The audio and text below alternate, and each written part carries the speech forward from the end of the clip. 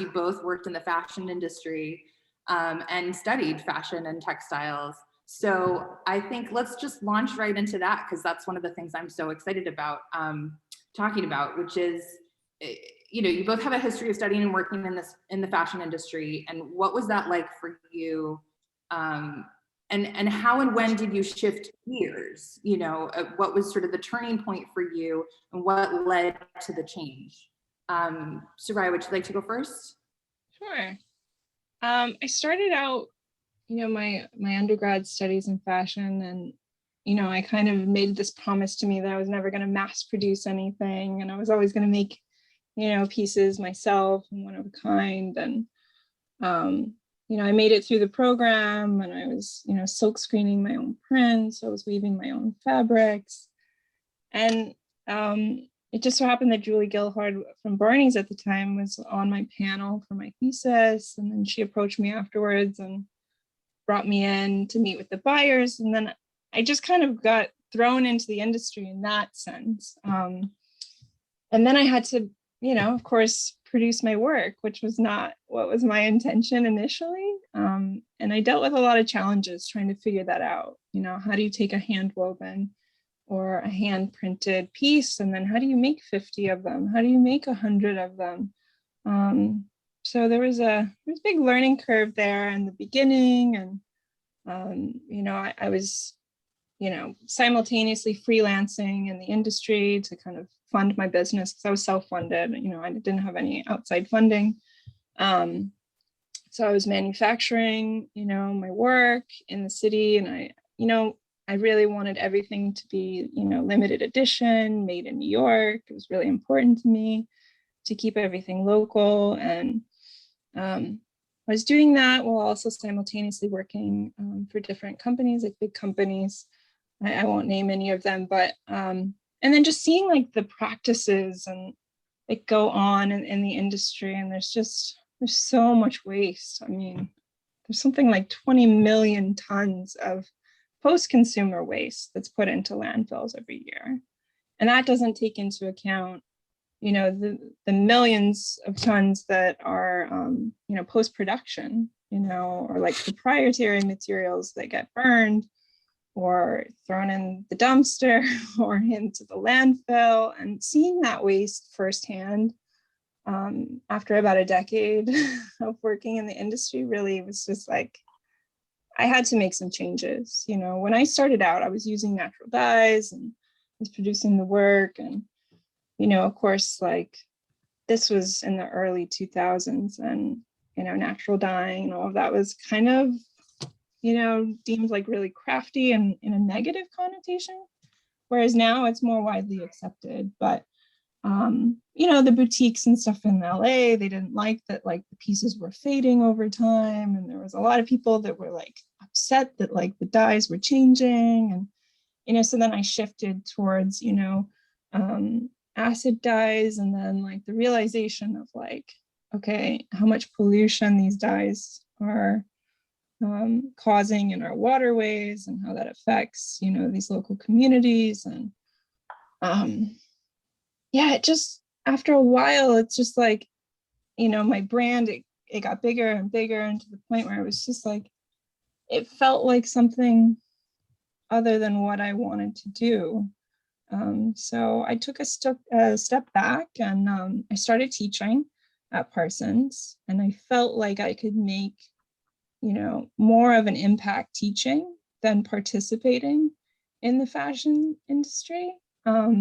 Because it's a gigantic machine that is sort of unwilling to change. I mean, even during the pandemic, I thought maybe that the industry would kind of stop and reflect and make some major changes. And I mean, the only changes I've seen is that a lot of small companies are really struggling and suffering because of the pandemic. But the bigger companies that really need to make the changes are still just going back to business as usual.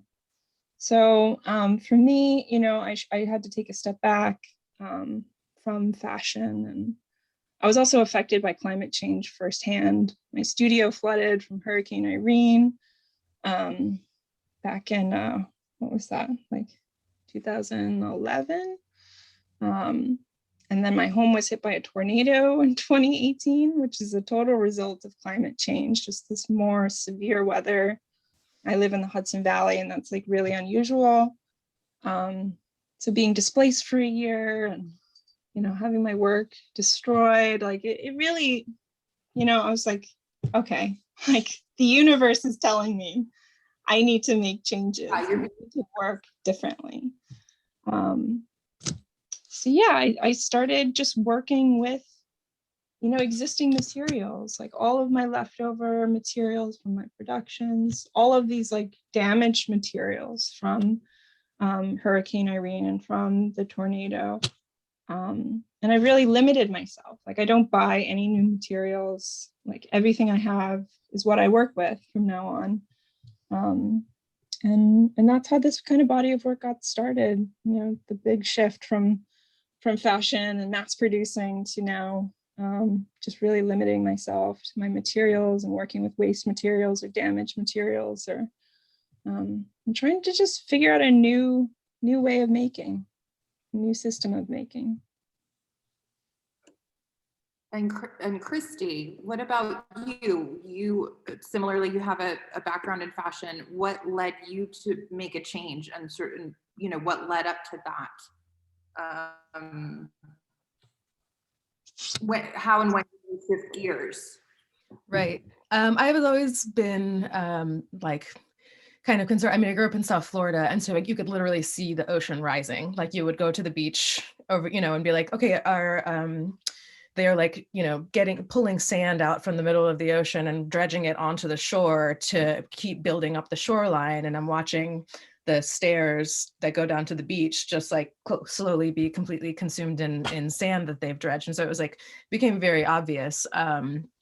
So when I worked in the fashion industry, I tried to work mostly with designers who were doing their production in LA, which I did. I also worked for some other companies that did production elsewhere, but there was kind of a few actually like very distinct moments, but one was one of the designers I was working for, she made all her clothes in LA. I went to Otis College of Art, and they kind of, as opposed to like gearing you to making your own collection, they gear you to like work in the fashion industry, just like get a job right out of college, which I did. And so the designer I was working for in LA, she did a lot of specialty work and specialty trims. And so I was the person that would dye things because I had a good eye for color, and so I would kind of match the trims to the outfits or whatever, and like kind of I was always like out of slop sink dyeing things.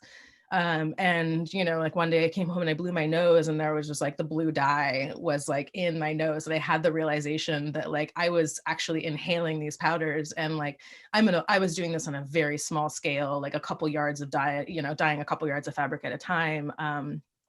And so that kind of blew my mind. And then I started getting interested in natural dyes. And much like what Sariah said, it was very kind of like crafty and people didn't understand it. And that's why I eventually started teaching natural dyes, is because there was such a lack of information, and I needed to be able to like allow people to understand it.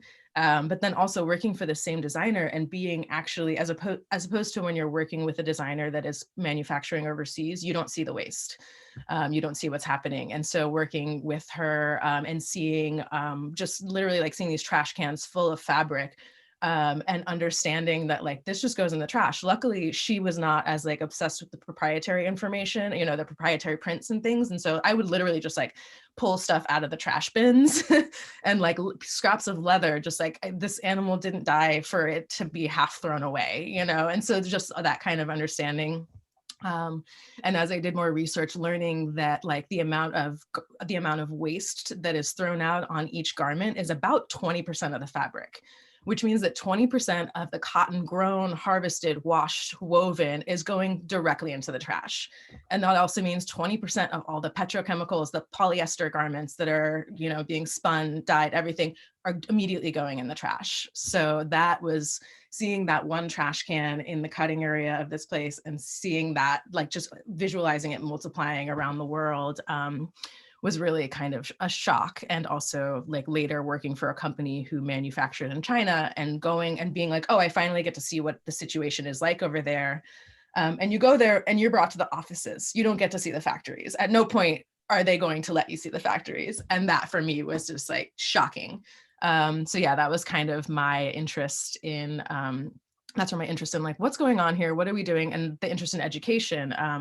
I tried starting my own line after that. And luckily it was really unsuccessful because I realized that I did not want to be my own manufacturer, which is what I ended up being. So, so yeah, kind of moving on to working more with one of a kind pieces and working with education and allowing people, helping people to understand how to create things using recycled materials, how to revive things using natural dyes. So.